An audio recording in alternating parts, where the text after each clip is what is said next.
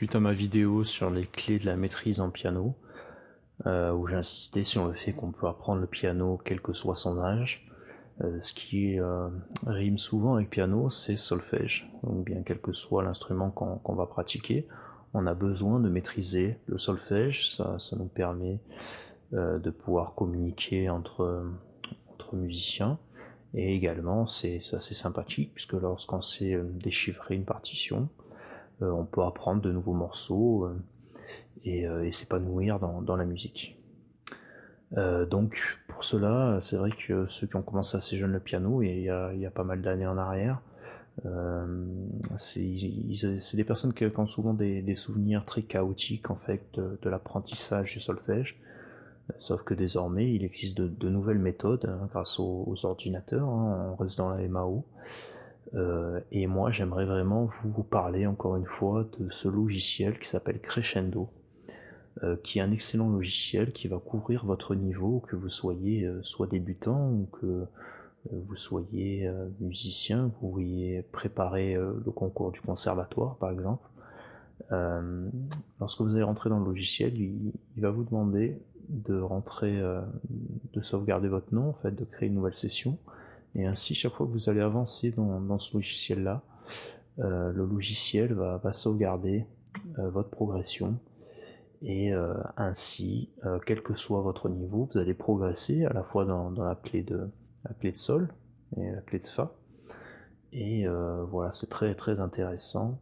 Lorsqu'on veut étudier les clés, par exemple, vous aurez soit l'étude classique en fait des notes, euh, soit vous aurez la mémorisation en fait. Donc voilà, de la mémorisation qui apparaît de cette manière. Ça sera à vous de deviner les notes, ou soit de la lecture rapide. Donc c'est un logiciel qui est très bien fait. C'est assez dur de parler et de, de faire l'exercice en même temps. Mais vous voyez que vous avez un choix entre pas mal de portées. Vous avez des exercices de rythme également, ou d'audition, pour travailler plutôt l'oreille. Et c'est un logiciel qui va vous permettre en fait de travailler votre technique, de ne pas régresser, essayer de travailler quotidiennement, ne serait-ce que travailler peut-être aller de 3 minutes, 5 minutes sur ce logiciel-là, vous verrez que vous allez faire de très très gros progrès.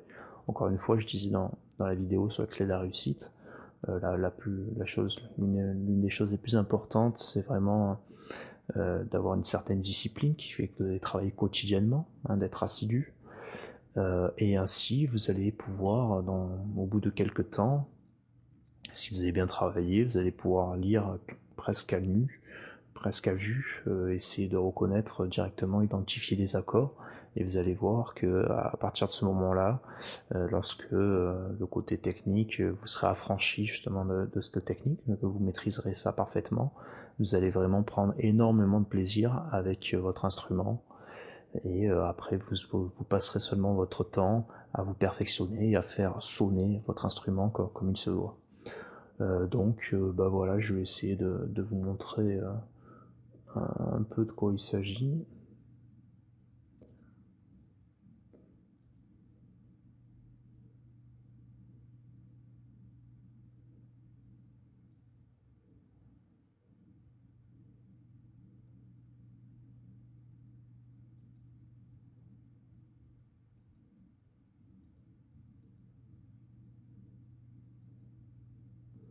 Alors ce qui est assez intéressant, c'est de travailler en priorité vraiment la clé de sol. Et une fois que vous êtes vraiment à l'aise avec la clé de sol, vous pouvez passer à la clé de fa.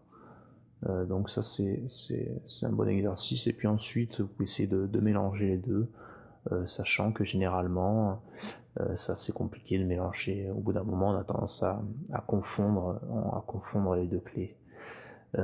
Donc voilà, je vous ai déjà fait le tour un peu de tout ce qui est sur étude de clés. Vous avez également le rythme, et rythme binaire, rythme ternaire, sachant que tant que vous n'avez pas suffisamment progressé dans un exercice, vous ne pouvez pas débloquer l'exercice un peu plus compliqué.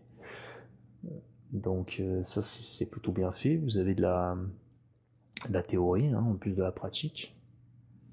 On vous explique vraiment les exercices en question. Et voilà, c'est un logiciel qui existe uniquement sur Windows. Donc ça c'est assez dommage pour ceux qui sont seulement sur Macintosh. Mais voilà, si vous avez un Windows, essayez d'acquérir ce logiciel qui coûte une cinquantaine d'euros et qui est vraiment vraiment très très bien fait.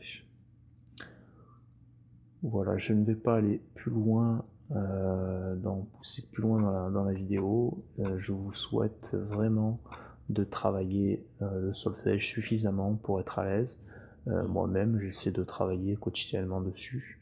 Je n'ai pas un niveau exceptionnel, mais ça me permet de progresser à mon rythme, de m'imposer donc une bonne cadence d'exercice pour pouvoir m'améliorer en tant que musicien.